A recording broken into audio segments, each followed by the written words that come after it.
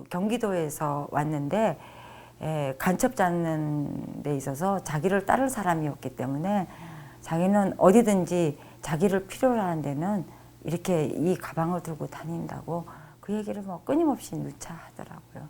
누차하고 저 조사할 때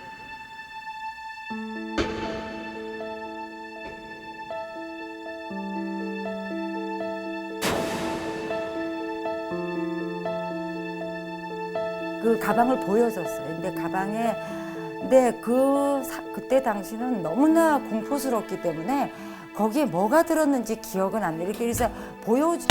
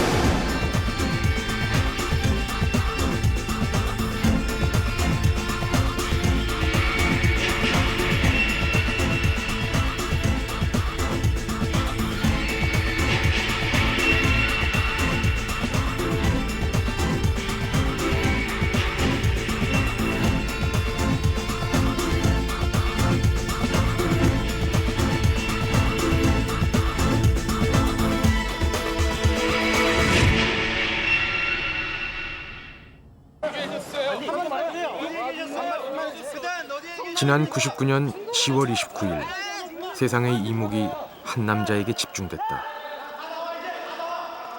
고문 기술자 이근한. 그가 잠적 11년 만에 제발로 자수한 것이다. 심경이 어때요? 그것만 말씀해 주세요. 심경이 어떻습니까? 나중에 다 말씀해. 지금 심경이요. 지금. 초췌한 노인의 모습으로 돌아온 이근한. 그에게서 잔인한 고문 기술자라는 과거의 흔적을 찾아보긴 힘들었다. 그러나 그 과거를 결코 잊을 수 없는 사람들이 있었다. 그때 어디 숨었는지 각 역대 대통령 안방에 있다고 생각했습니다. 돌연 지금 나타나서 자수한 것도 너무 수상스럽고, 만약에 집에 있다고 자기가 말한 대로 하면은 이거는 방대한 공무원들의 직무유기라고 생각합니다. 고문은 피해자들에게 영원히 씻을 수 없는 원한과 증오를 심어놓았다.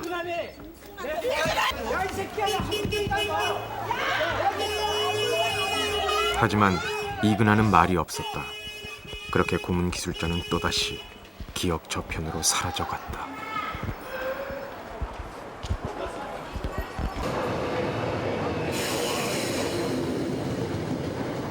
불과 5년 전의 일이다. 그 짧은 시간 동안 우리는 이근한을, 남영동 대공분실의 잔혹한 고문의 기억을 빠른 속도로 잊어가고 있다. 그러나 80년대 그곳에서 벌어진 일은 결코 지울 수 없는 우리의 어두운 현대사였다.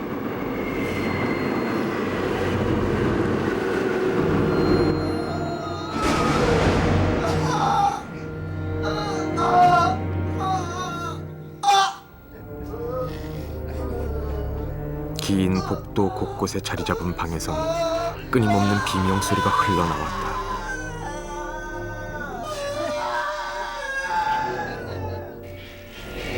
햇볕 한 줌 들지 않는 밀실. 붉은 조명빛에 섞여 들려오는 비명소리는 극도의 공포심을 자아냈다. 이따금은 타들어가는 살냄새가 건물 전체에 진동하기도 했다.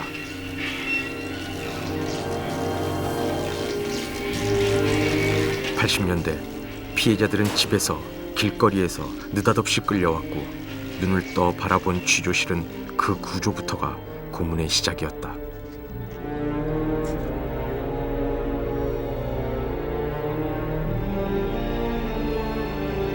사방이 막힌 지하 밀실 한가운데엔 소위 칠성판이라는 고문대가 놓여져 있었다.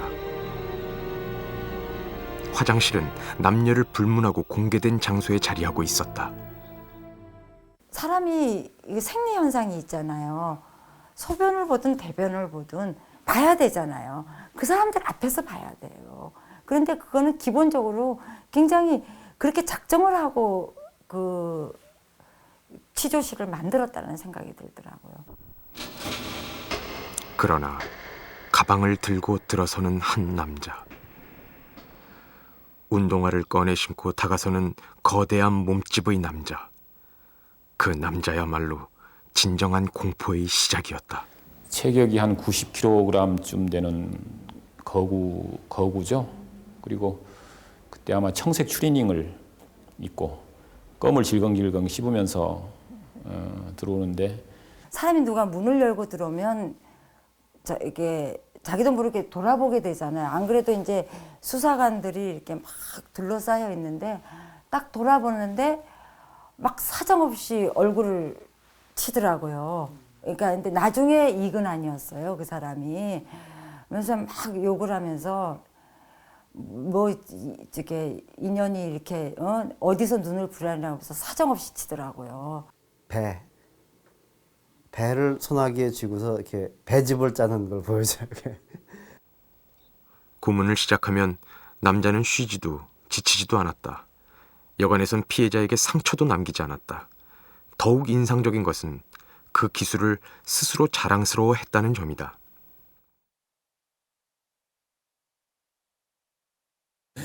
자기 말로 볼펜 고문이라고 그러더라고요. 볼펜 신문이라고. 자기가 그렇게 명명을 했나요? 네, 자기 볼펜 신문이라고. 삼척 간첩단 사건도 내가 볼펜 한 자루로 해결한 사람이다.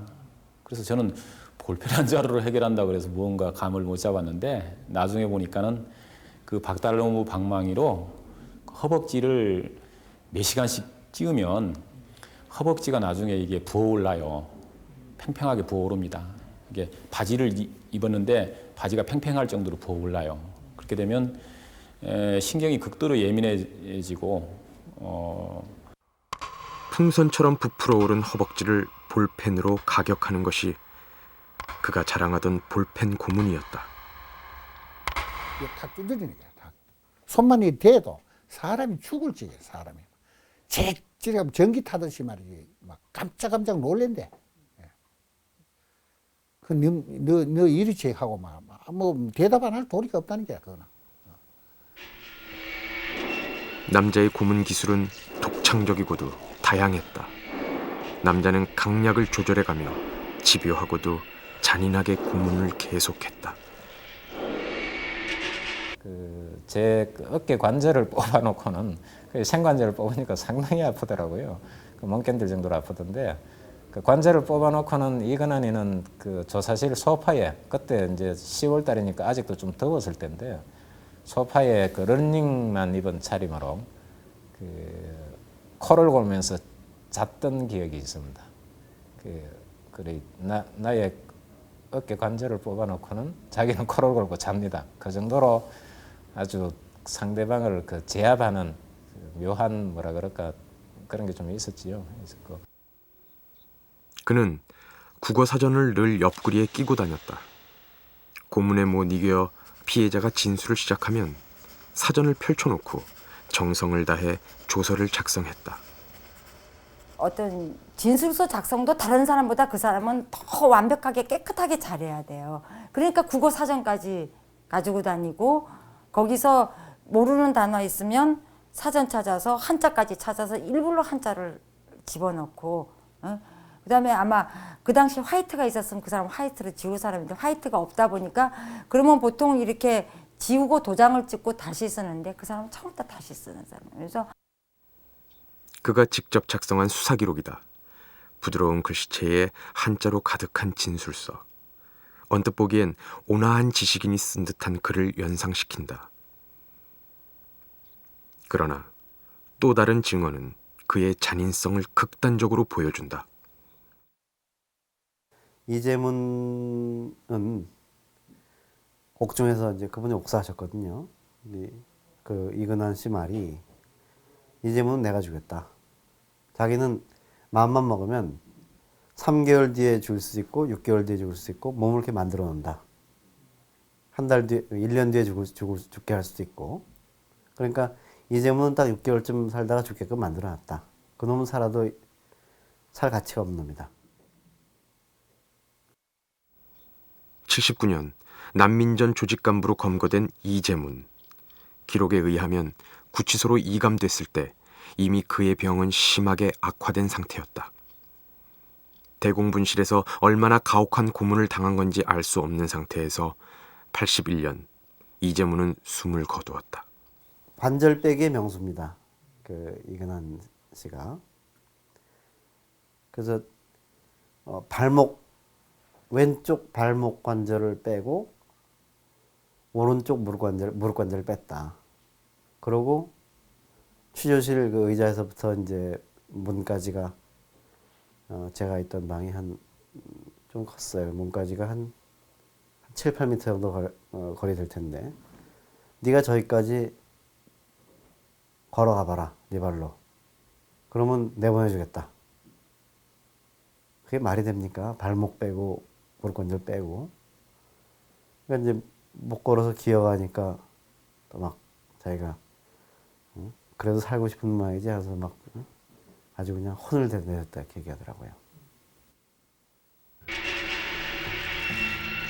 이재문의 죽음을 훈장인 양 자랑했던 고문 기술자. 그러나 그의 신상을 아는 이는 없었다. 철저하게 신분을 숨겼던 대공분실 분위기에 따라 그는 박중령, 반달곰 같은 별명으로만 통했다. 아무 생각 없이 제가 아저씨 이름은 뭐예요? 그러니까 그걸 저도 지금 왜 물었는지 모르겠어요. 아저씨 이름이 뭐예요? 그랬더니 딱 나오는 반응이 왜 이름 알아서 나중에 너 나 죽이려고 이러더라고요. 그 순간 이 사람은 이런 부분에 대해서 정말 철두철미한 사람이구나.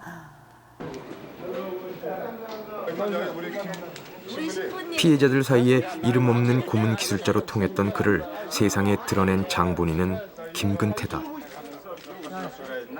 카메라 좀 치워. 85년 민청년 사건으로 대공분실에 끌려간 김근태는 그 이름 없는 고문 기술자에게서 끔찍한 전기 고문을 당했다.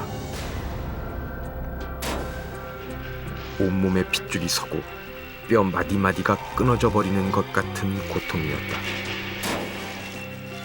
고문을 할 때는 온몸을 발가벗기고 눈을 가렸습니다. 그 다음에 고문대에 눕히면서 몸을 5군데를 묶었습니다. 발목과 무릎팍과 허벅지와 배와 가슴을 완전히 동여매고 그 밑에 담요를 깝니다. 머리와 가슴, 사타구니에는 전기 고문이 잘 되게 하기 위해 물을 뿌리고 발에는 전원을 연결시켰습니다. 처음엔 약하고 짧게, 점차 강하고 길게 강약을 번갈아하면서 전기 고문이 진행되는 동안 죽음의 그림자가 코앞까지 다가와. 지옥과도 같은 고통 속에서 김근태가 요구받은 것은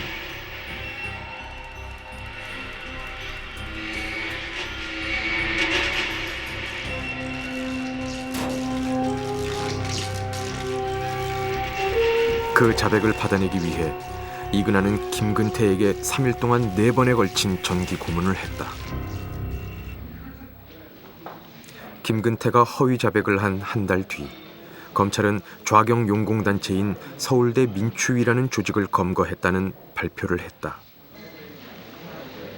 이적단체인 서울대 민추위를 구성한 것으로 드러났습니다. 민주화 추진위원회는 학내외 시위를 부추기고 위장 취업을 통해 노사 분규를 일으킨 지하단체인데, 그 배후 조종자가 민주화 청년연합 전 의장인 김근태였고, 김근태는 북한의 지령을 받아 이들 조직을 움직여온 적색분자라는 발표였다. 세형과 숙부, 숙모, 외숙모, 외사촌 형 등 가까운 가족과 친척들이 월북하거나 처형된 가정에서 자란 김근태는 이른바 월북 가족에 대한 주위로부터의 냉대와 가난에 찌든 생활 등으로 어려서부터 국가와 사회에 대한 혐오감과 저항의식을 지녀왔다. 당시 신문과 방송 등 언론에선 앞다투어 이 사건을 보도했다. 이에 따르면 김근태와 민추위 조직은 남한의 평화를 위협하는 이른바 좌경 용공 세력이었다. 이들과 유대를 강화해야 한다고 주장하고 있는 점을 이들 민추위 구성원들이 그대로 답습했다는 점에서 민추위는 용공 이적 이념을 실현시키고 확산한 용공 이적 단체임이 분명하다는 것입니다.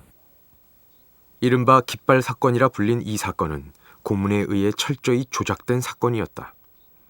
이 사건이 일어난 85년은 시국 사건에서 고문 피해자가 속출하기 시작한 때이기도 했다. 그전에는 뭐 있어도 그냥 구타당하는 거죠. 경찰에 붙들려가서 자술서 쓰는 과정에서 구타당하고 잠안 재우고 뭐 이런 식으로 아주 심한 구타, 잠안 재우기 이런 정도였다고 생각이 들고요. 그렇게 정기고문, 물고문 얘기는 김근태 의장이 구속되던 85년 말 그때부터가 아닌가 싶어요. 85년은 50 정권이 총체적인 위기를 맞은 해였다.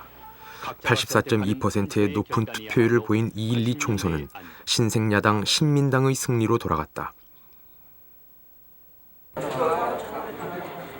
서울에선 신민당 득표율이 민정당을 15%나 앞지르면서 신민당이 제1야당으로 발돋움한 것이다. 이 나라 민주세력의 승리요 민주주의에 목말라 하는 온 국민의 승리입니다. 이미 민심은 50 정권을 떠나고 있었다.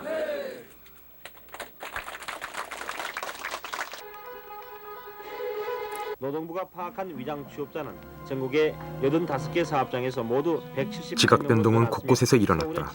노동계에선 대우 어페럴 노동자를 중심으로 구로 동맹 파업이 일어났다. 이 파업은 전국 노동자들이 정당한 권리를 주장하는 기폭제가 되었다.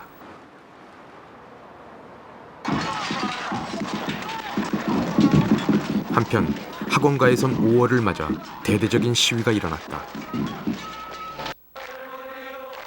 광주항쟁 5주년을 맞은 이때 학생들은 광주 학살의 책임을 물으며 50 정권의 정통성을 정면으로 부인했다.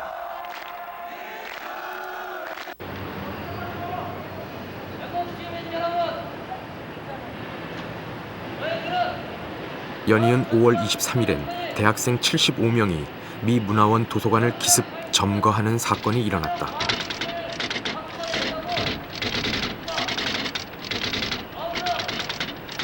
전 국민의 이목을 집중시킨 학생들은 광주 학살의 주범인 50 정권과 그 학살을 방조한 미국에 대해 책임 문제를 제기하고 나섰다.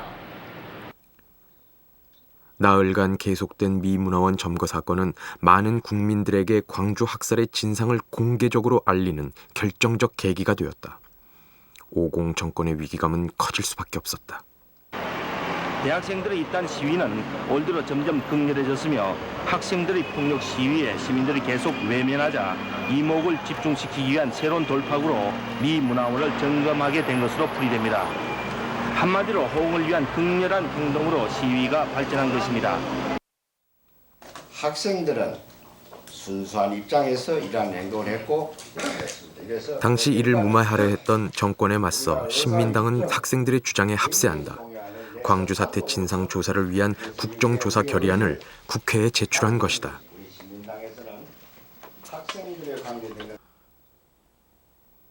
85년 이러한 민주화 운동의 핵심에 민청년이 있었다. 공개적인 민주화 운동단체인 민청년은 기관지인 민주화의 길을 통해 일반 시민들에게 50 정권의 부패상은 물론 광주 항쟁의 진상을 낱낱이 폭로하기에 이른다. 그렇습니다. 그때까지 뭐 광주 항쟁에 대한 얘기를 우리가 쉬운 말로 유비통신으로만 전해 들었잖아요. 무슨 암호 전달하는 것처럼 으슥한 곳에서 그냥 서로 귓속말로 주고받던 그런 때였는데 민청년이라는 공개 조직이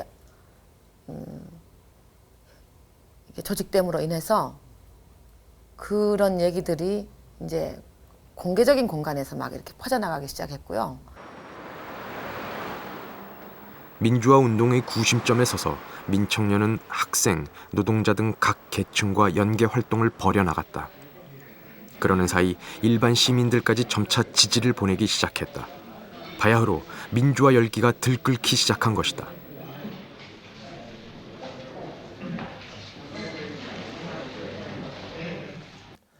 (83년) 말 그리고 84년을 거치면서 전두환 정권은 유화 정책을 취함으로써 국민들의 민주화 요구를 적당한 수준에서 수렴하고 그것을 통해서 자신의 체제를 안정화시키려고 합니다.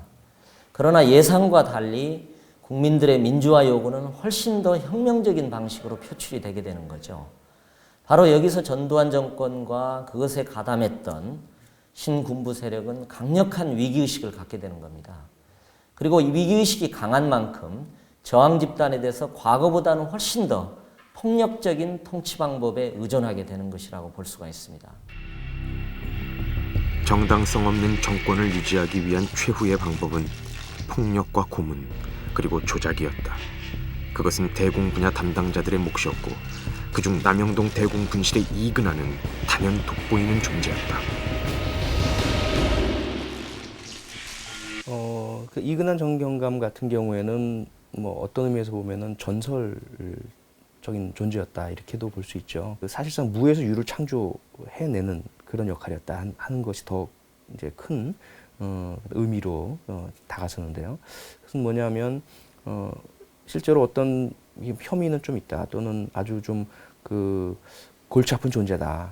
근데 뭐 딱히 그 골치 아픈 존재를 어떻게 해볼 수 있는 그런 뭐 증거나 뭐 이런 어떤 그 물증이나 이런 것들은 없다. 그럴 경우에 이제 이근한 경감이 손을 거치면 그 사람은 자백을 하고 또는 없던 뭐 증거가 나타나고. 무에서 유를 창조하는 고문 기술자 이근한. 그는 고문을 하기 위해 전국으로 출장까지 다니게 된다. 서울에서 왔다. 서울에서 왔고 저는 그때 조사를 받으면서 그 사람 이름도 사실은 몰랐지요. 서울에서 온 저는 이런 우리 같은 운동권 사람들을 조사하는 전문적인 조사관이구나, 고문기술자구나. 그 83년 이근한을 만나기 전에 대구 지역에서는 그래도 참 그 경찰 조사 경험이 꽤 많은 운동권 활동가 중에 한 사람이었는데 그 이근한 일을 만나니까 저도 좀 위축감을 많이 느끼겠더라고요. 그러니까 우리의 그런 행동 패턴이나 뭐 심지어 우리가 어떤 책을 읽는지 또는 그 후배들을 어떻게 교육하고 또 지도하는지 행동 패턴은 워낙 뭐라 그럴까 손바닥 안에 놓고 읽듯이 훤히 알고 있어가지고 이근한의 잔인한 고문 앞에 굴복하지 않을 방법은 없었다. 그렇게 이근한은 당시 정권에 저항하는 조직과 활동가들을 제거했다. 결국 9월 20일이 돼서는 도저히 버텨내지 못하게 만신창이가 됐고 25일엔 마침내 항복을 하게 됐습니다. 집단 폭행을 당한 후 그들은 본인에게 알몸으로 바닥을 기면서 살려달라고 애원하며 빌라고 했습니다. 저는 그들이 요구하는 대로 할 수밖에 없었고 그들이 쓰라는 조서 내용을 보고 쓸 수밖에 없었습니다.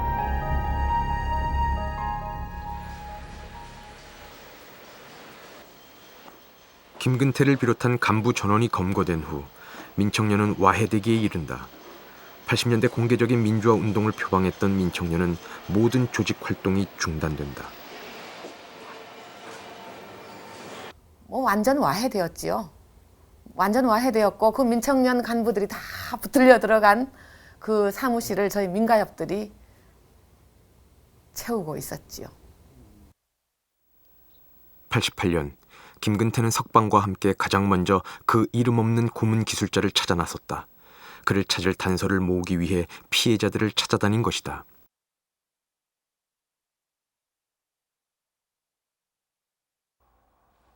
피해자들은 하나같이 생생하게 그를 기억했고 이재문의 죽음을 자랑했다는 증언까지 일치했다.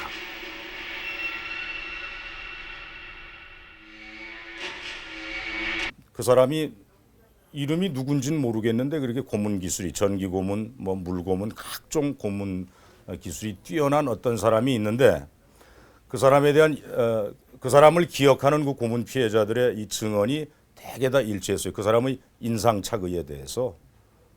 근데 이름만 몰랐던 겁니다. 그러니까 이 뛰어난 고문 기술자가 틀림없이 이곳저곳 다니면서 고문을 했는데 그 사람 도대체 이름을 모르겠다. 이렇게 돼가지고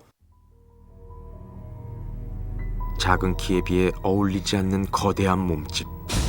누구보다 잔인한 고문 기술에 정통했고 그 기술에 스스로 자부심을 갖고 있었던 남자.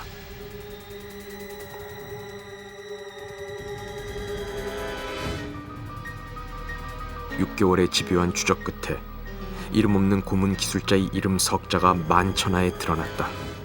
기사가 나간 뒤 자신도 이근한의 고문 피해자였다는 사람들이 속속 등장하기 시작했다. 그러니까 이근한은 개인적으로 본다면 그러니까 그 사람은 그냥 순수 대공, 숨어있는 대공 수사요원으로서 평생을 그냥 살 사람이에요. 근데 80년대 중반에 끌려와서 동원되면서 물론 자기도 확신을 가졌겠지. 이게 정말 이게 간첩이 한두 명이 아니구나 생각했겠지만 아무튼 그런 조건 속에서 끌려 나와가지고 무리하게 자기 영역을 넘어서는 고문기술자로서 이제 잘못된 명성을 드러내게 된 거죠.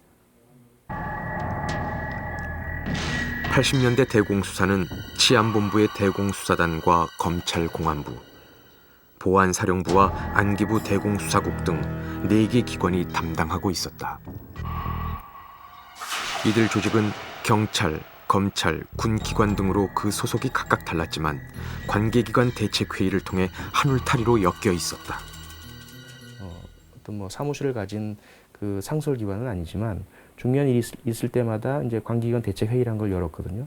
그 대책회의의 그 소집이나 운영은 안기부에서 담당을 했었고, 경찰은 이제 필수적인 참석자였고, 특히 그 당시에 대책회의를 할 것은 대부분이 대공 분야니까요.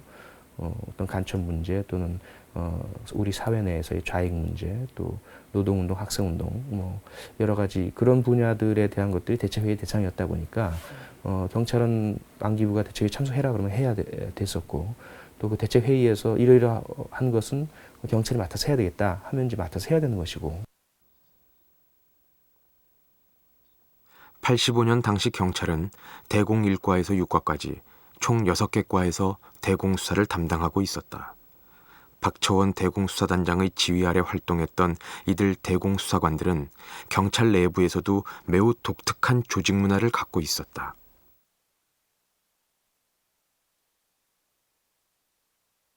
흔히 말하면은 전투 논리 이런 것들이 상당히 이제 팽배해 있죠. 즉 적과 우리라는 이제 이분법이 존재하고요. 그리고 어떤 내가 상대방을 깨뜨리거나 어떤 이겨내지 못하면 나와 우리가 죽는다라는 어떤 자신들이 국가 사회를 지키는 그 최후의 보루다라는 것. 그런데 이러한 역할은 상당히 외롭다라는 것. 다른 사람은 잘 알지도 못하고 인정도 안 해준다는 것. 그렇기 때문에 우리는 우리끼리 단결해야 한다는 것. 그리고 아무리 모호하거나 또는 부당한 면이 있거나 하더라도 일단 상사의 지시만큼은 절대적으로 충성, 복종해야 된다는 것. 그것이 결과적으로는 궁극적으로 옳다라는 어떤 그런 신념의 공유가 돼 있는 상태였고요. 적과 아군을 철저히 구분하는 대공수사관들. 그들이 시국 사건에 투입됐을 때 정권에 반대하는 모든 세력이 곧 적이 되었다. 그 적은 어떤 짓을 당해도 괜찮은 존재였다. 자기한테 제피 왔으면은 자기가 무슨 일을 해도 국가보안법 관계 말하자면 국가의 적이다. 이 사람은 적이다고 이렇게 규정했을 때는 그 사람한테 성고문을 해도 정당하고 두들겨 패도 정당하고 어떤 짓을 해도 정당하다고 이렇게 자기네들을 알고 있는 거예요. 다만 그렇게 함으로 해가지고 수사에서 뭐가 얻어지면은 그것까지 출시한다는 거예요. 고문은 평생 지울 수 없는 상처를 남겼다. 20년도 넘은 일이 됐지만 박종덕 씨에겐 아물지 않은 고문의 상처가 가슴 깊은 곳에 남아있다. 스스로 지켜야 되겠다는 인간으로서의 최소한의 그 자존심이나 체면이나 또는 활동가로서의 그런 지켜야 되겠다는 의지 이런 것 자체가 실제로 사라져 사람이 바뀝니다. 사람이 바뀌고 사라지기 때문에 그게 참 어려웠죠. 그리고 이근한이 하고는 그런 맛배기만 좀 받았었고 사실 워낙 또 앞에서 한 보름 이상 대구 지역 경찰들에게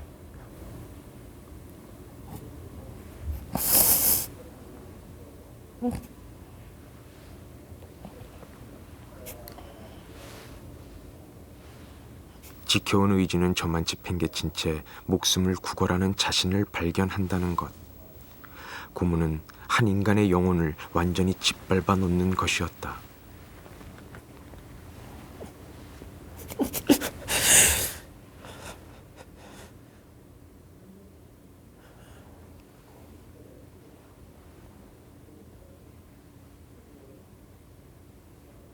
그 뭐라 그럴까, 완전히 인간성이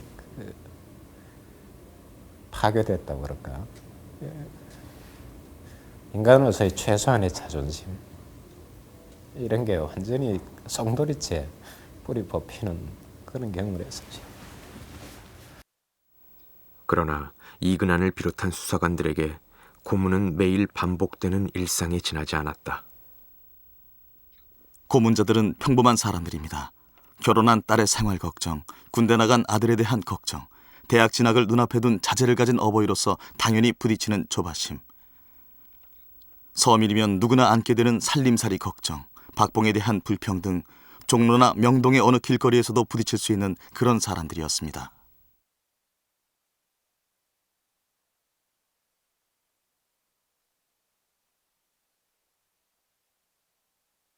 자기들끼리 뭐 별별 고문, 그 가정사이기도 하고요. 뭐 별 얘기 다 합니다. 그러니까 뭐 옆에서 한 사람은 정말 단식을 하고 있다거나 뭐 아니면 뭐 막 너무나 고통스러워 밥도 못 먹고 있는데 점심 뭐 먹을까 가지고 막 고민하고 서로 그러거든요. 물론 그건 이제 비인간적인 모습이기도 하지만 그 동시에 그 순간 그 상황에서 죄의식이 없다는 거거든요. 죄의식이 없다는 것은 워낙 그 비인간적이다라고 했지만 한편으로는 자기들은 국가 공무원으로서 애국을 한다. 이것은 하나의 업무다. 라고 생각하는 거지. 무리한 뭐 수사를 한다거나 뭐 못할 짓 한다거나 하는 식의 자의식, 어떤 그 주저함 이런 게 별로 없습니다. 당시 대공 수사관들은 고문을 통한 시국 사건 해결을 국가에 충성하는 길이라 여겼다. 특히 이근한은 그 충성심이 남달랐다. 뭐 집에 안 간 지가 뭐 상당히 오래됐다.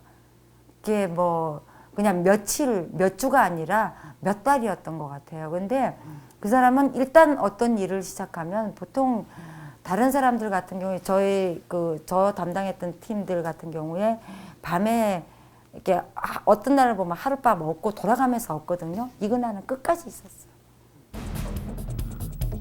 헌신적으로 일하는 이근한에게 국가는 그에 상응하는 보답을 했다. 70년 경찰에 입문해 2년 뒤 대공 업무에 투입된 이근한은 4차례의 특징 끝에 경감의 자리에까지 올랐고 85년엔 경기도경 대공 분실장으로 발령을 받는다. 뭐랄까, 대공수사라는 것은 7, 80년대 분위기에서는 결국 그 겉으로 볼 땐 국가를 지탱하는 핵심적인 역할이고 실질적으로는 정권의 거의 그 핵심적인 보호 내지는 지탱하는 힘이었거든요.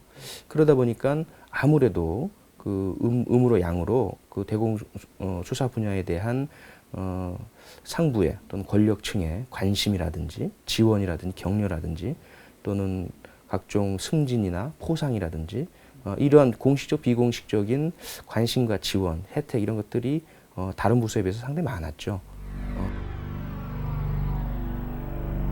대공 수사관들에게 고문은 반인륜적 범죄가 아니라 국가에 충성하는 길이었다. 거의 해마다 빠지지 않고 각종 포상을 거머쥐었던 이근한. 시국 사건을 처리한 뒤엔 더 큰 포상이 주어지곤 했다. 이러한 분위기는 대공 수사관들 사이에 경쟁심마저 불러일으켰다. 전부 다 그 사람들이 진급하는데 미쳤습니다. 사람들이. 어떻게 하면 진급을 빨리 하느냐 하는 거, 이런 거, 공 세우는 거. 너 나중에 무슨 얘기할 때 딴 사람한테 얘기하지 말라고. 왜냐하면 저는 이 사람도 조사하고 이런 경우 있는데 자기한테 조사하라고. 자기가 조사해서 안 나왔던 얘기가 딴 사람한테 나오면 죽을 줄 알라고 뭐 이런 식으로 그게 서로 간의 경쟁도 굉장히 있었던 것 같더라고요. 당시 전두환 대통령은 공개 석상에서도 대공 분야 경찰들에게 격려를 아끼지 않았다. 주방하고 저번에 참 목숨을 걸고 수리고 그만 가시밭들을 조금도 굴하지 않고 걸어오시기 때문에 집에도 못 들어가시고 가정도 제대로 돌보시지 못하고 보수도 시원치 않고 87년 박종철 고문치사 사건을 은폐한 사실이 밝혀졌을 때에도 대통령은 경찰을 두둔했다.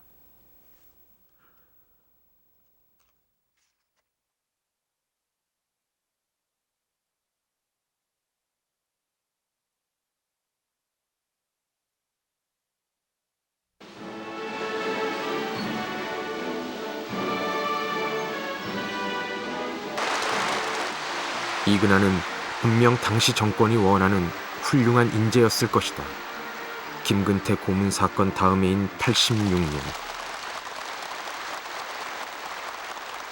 이근하는 대통령으로부터 훈장을 받는다. 공무원으로서 직무에 충실하여 공적이 뚜렷한 사람에게 수여한다는 옥조 근정 훈장이었다.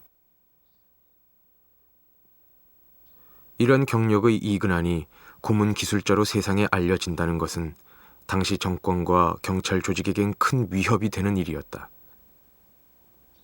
88년 특종보도가 나간 3일 뒤 이근한을 급히 찾는 사람이 있었다. 박처원 전 치안감이었다. 88년 12월 24일 10시경 박처원이 이근한을 급히 만나자고 하여 미안하다. 사건을 잘 하려고 하다가 이렇게 됐다. 언론에 보도가 되니 본부가 뭐가 되느냐. 너마저 계획되면 곤란하니까 일단 피하는 것이 좋겠다는 말을 듣고 가족들을 잘 돌봐 주십시오 라고 부탁한 다음에 그날은 크리스마스 이브였다. 가족을 부탁한다는 말을 남기고 이근한은 잠적했다.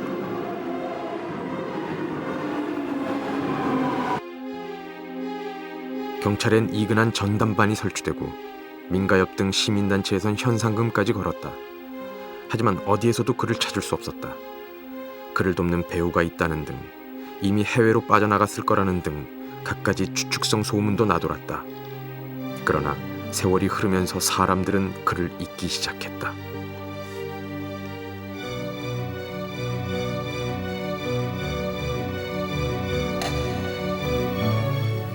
김근태 씨를 비롯한 시국 공안사범 관련 석방자 20여 명은 이경감을 집단 고소하기로 했습니다. 전 민청년 의장인 김근태 씨를 고문한 것으로 알려진 이근한 경감에 대한 검찰의 독자적인 수사가 시작됐습니다. 고문 기술자로 악명 높은 이근한 전 경기도경 그러던 1998년 2달 모자라는 5년이 됐습니다. 잠적한 지 10년째가 되는 고문 기술자 이근한 경감이 드디어 정식 재판에 회부됐습니다. 법원이 오늘 납북됐던 어부 김성학 씨가 자신을 고문했던 이근한 경감 등 경찰관 16명을 상대로 낸 재정 신청을 받아들였기 때문입니다.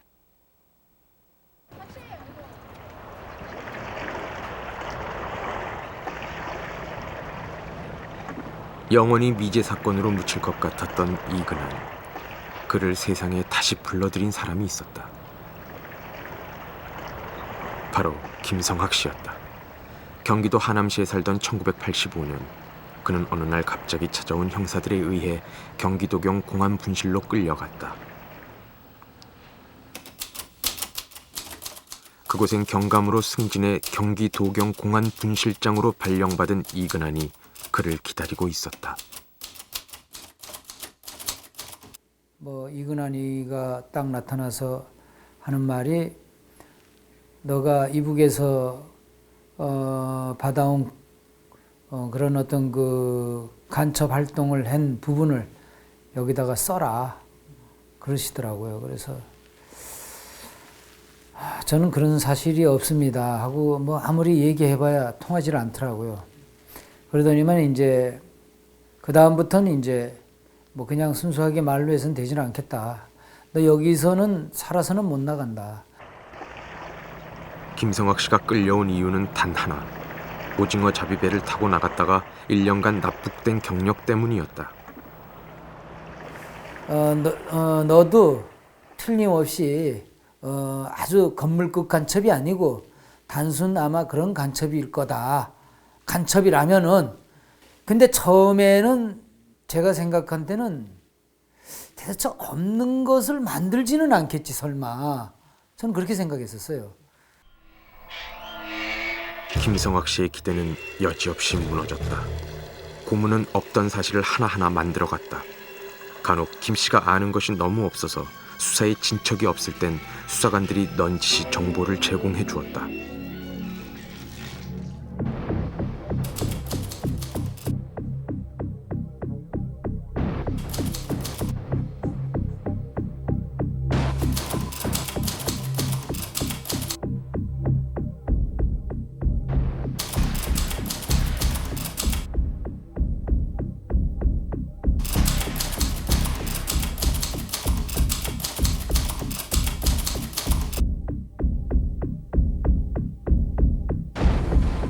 나 같으면은 만약에 북한에 공작원이 왔으면은 만나는 거 이런 식으로 만난다 그래도 얘기해야 임마.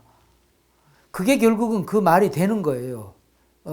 그게 이제 진술이 되는 거죠. 그 사람이 얘기를 그렇게 하라고 얘기해 주는 거나 똑같은 거예요. 그러면은 이제 예 알겠습니다 하고 너 어떻게 하기로 했지? 북한에서 넘어온 사람하고 예 그렇게 뭐 만나기로 했고 뭐 이렇게 하기로 했습니다. 시키는 대로 말하고 무조건 맞다고 인정하고 나자 김성학은 10여 년에 걸쳐 동해안의 지형과 군사시설을 조사해 북에 전달한 고정 간첩이 되어 있었다.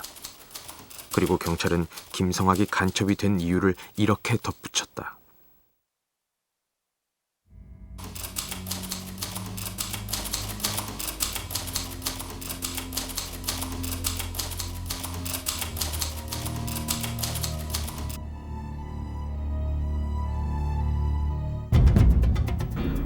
시국 사건과 각종 시위가 많았던 85년, 간첩 사건도 수시로 발표됐다. 총 26건의 간첩 사건이 있었던 85년은 대한민국 정부가 들어선 이래 가장 많은 간첩이 등장한 해였다.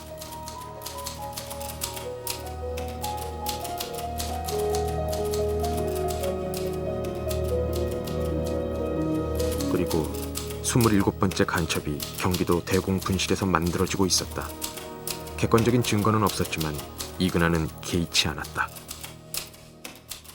그런 사건이 객관적인 증거가 있을 수 없는 사건입니다.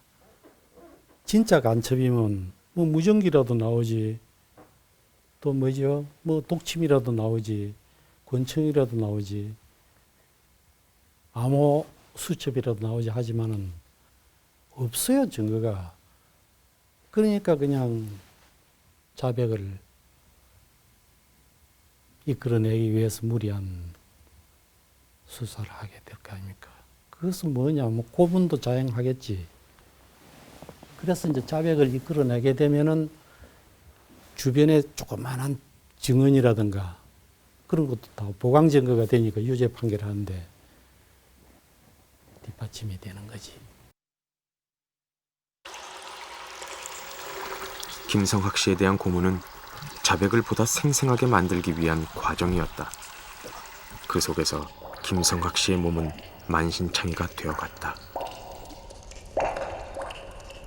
전기 고문을 할 때 물을 부어가지고 압박붕대에 물이 다 마를 정도라면은 몸에 있는 그 피는 얼마나 마르겠습니까? 몸에 있는 피가 다 마르고 나면은 감각이 둔해져요. 그러면은 물을 또 붓습니다. 또 부어도 감각이 없어요. 그러면 그 다음에는 이제 볼테이지를 올립니다. 엄청나게 올려요. 그러면은 나중에 이 땅구멍에서 막 연기가 나와요. 그거는 당해보지 않은 사람은 몰라요. 인간들이 하는 짓이 아니에요.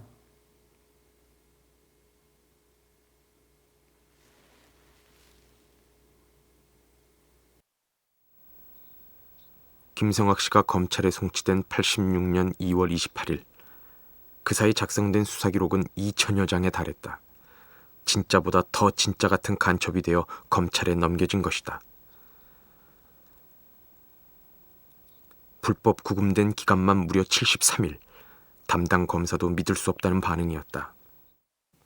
근데 이 사건은 이제 제가 검사한테 전한 이야기가 이 사람은 73일 동안을 불법 구금 상태에 있었는데 그때의 조사가 진행됐으니 그 조사들은 필시 이게 잘못된 조사일 겁니다. 할 때의 검사도 너무나 그런 일은 없어요. 너무나 기가 막히기 때문에 검사도 아주 이것을 진지하게 들었죠. 그러니까 김성학 씨는 결국 1심에서 무죄로 풀려났다. 국가보안법과 관련된 사건에선 이례적인 판결이었다. 간첩으로 구속된 사람이 1심에서 무죄 판결 받은 사건은 제 기억으로 이 건 말고 이제 제가 변론을 했거나 뭐 판사를 로 판결을 했거나 간에 제가 알기로 그런 사건이 없어요. 감옥에서 풀려나왔지만 김성학 씨의 삶은 제자리로 돌아오지 않았다. 망가진 몸과 마음은 그 어디에서도 보상해주지 않았다. 그는 고문 사기극을 폭로하는 장문의 진술서와 함께 자신을 고문한 이근한과 경기 도경 수사관을 고발했다. 그러나 검찰은 이근한과 수사관들을 기소유예로 처리했다. 김성학 씨는 87년 다시 이근한과 16명의 경관들에 대한 재정 신청을 제출했다.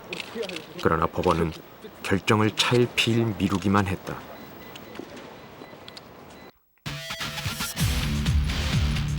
거기다 1년 뒤인 88년 겨울, 이근한이 돌연 잠적하면서 김성학 씨의 재정 신청은 사람들에게서 잊혀져 갔다. 그렇게 꼬박 10년이 흐른 뒤인 1998년. 법원이 오늘 납북됐던 어부 김성학 씨가 자신을 고문했던 이근한 경감 등 경찰관 16명을 상대로 낸 재정 신청을 받아들였기 때문입니다. 10월 28일, 법원은 11년 만에 김성학 씨의 재정 신청을 받아들였다. 공소시효는 다시 15년으로 크게 늘어났다. 그로부터 꼭 1년이 지난 99년 10월 28일, 이근한이 11년 도피 생활을 접고 자수를 했다. 심경을 좀 말씀해 주십시오. 죄송합니다. 마이크 넘어져갔어요. 다른 말씀을 하고 싶으신 게 없으십니까? 방금 제 잘못은 이쪽 좀 보고 말씀하세요. 잠깐만요. 치르겠습니다. 가운데를 보고 말씀하세요. 지금 신경 어떻습니까? 다시 한번 말씀해 주세요. 가운데를 보고. 지금 몸 상태는 어때요? 좋지 않습니다. 성남지법 1호 법정. 김근태 사건 공소시효는 이미 끝난 뒤였고 결국 이근한을 이곳 법정에 세운 것은 바로 김성학 씨였다.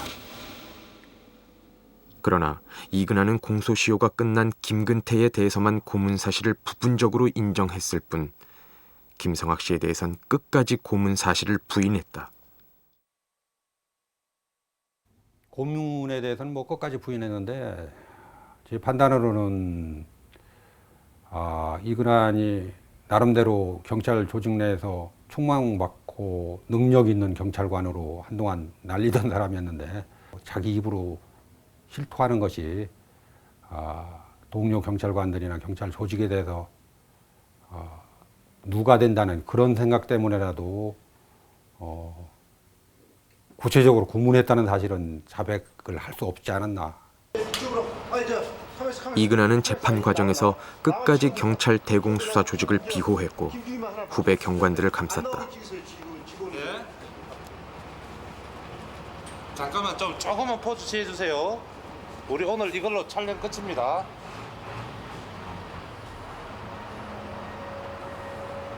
네, 들어가세요. 고문과 도피 과정의 배후에 대해서도 전 치안감 박처원과의 관계만 일부분 공개했을 뿐 80년대 대공분실의 실체는 밝히질 않았다. 김성학 씨에 대한 고문 사실이 인정돼 7년형을 선고받은 이근하는 현재 5년째 복역 중이다. 그러나 정작 김성학 씨에겐 아무런 보상이 주어지지 않았다. 국가 배상 시효가 지나버린 것이다.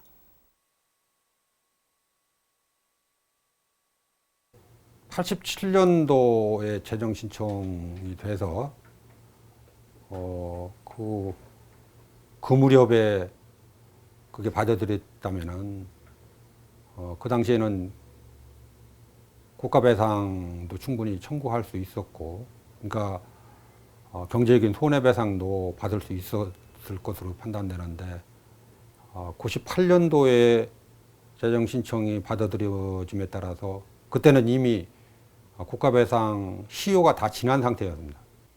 이거는 무지한 사람을 위해서 법이 존재하는 것이 아니라 결국은 특정인을 위해서 이거 존재하는 거지. 특정인을 위해서 법이 존재하는 거지. 어떻게 무지한 사람을 위해서 이거 존재하는 거냐.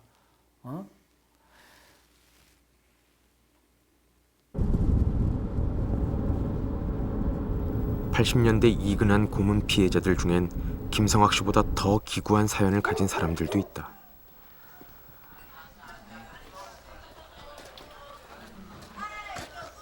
참전용사 팻말이 붙어있는 이장형 씨의 집.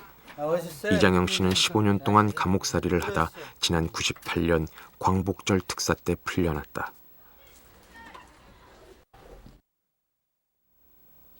한국전쟁 때 해병대 장교로 참전해 목숨을 걸고 나라를 위해 싸웠고 73년 예편한 후엔 예비군 중대장으로 근무한 국가유공자 이장형 씨.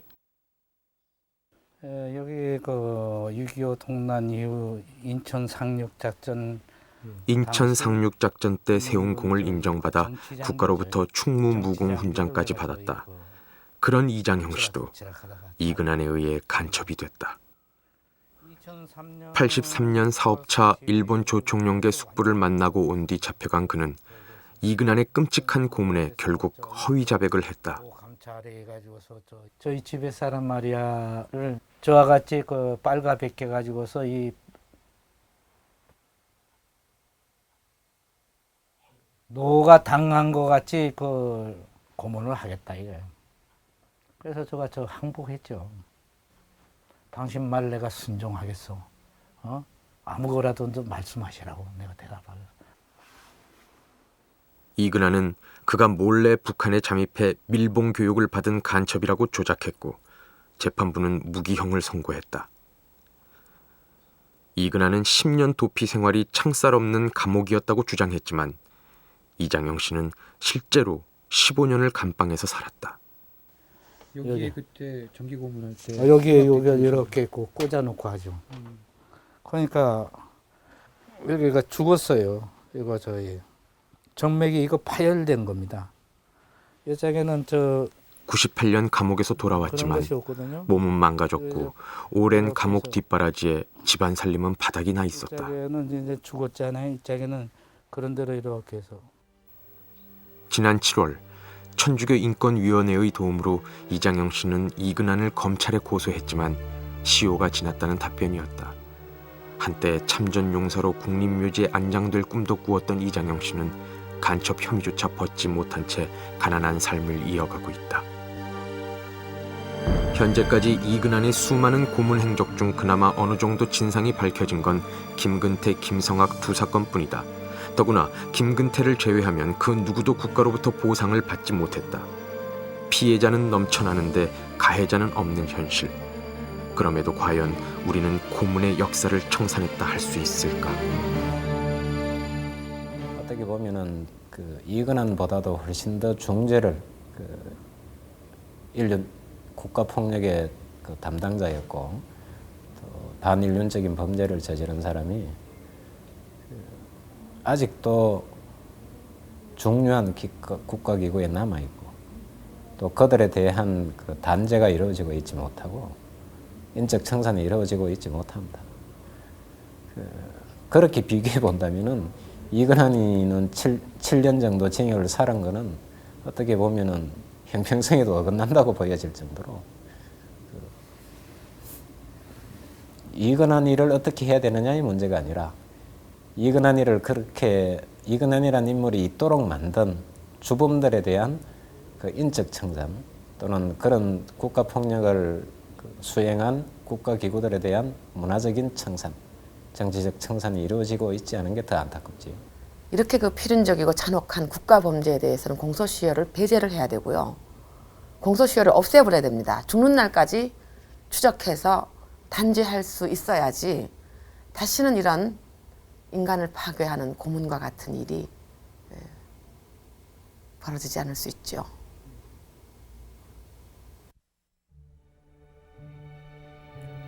그러니까 벌써 10년도 전이에요. 그렇죠. 그러니까 이게 한 12, 13년 됐죠. 그때 가난한 범민을 했던 그 시인, 가난했던 시인은 10년이 지난 지금 그때의 범민과 지금의 범민은 색깔이 어떻게 다를까요? 글쎄요. 그때만 해도 제가 20대 초반이었으니까요. 아마 성숙해야 한다는 강박관념하고 또 그때 당시에 또 늘 슬픔을 느꼈고 또 사실 가난한 때였습니다. 네. 그래도 참 행복했었을 것 같아요. 지금 생각하면 뭐 사실 추억이라 행복하기도 했습니다만 솔직히 되게 아팠었던 시기였죠. 네. 자, 오늘의 시 들어보시죠.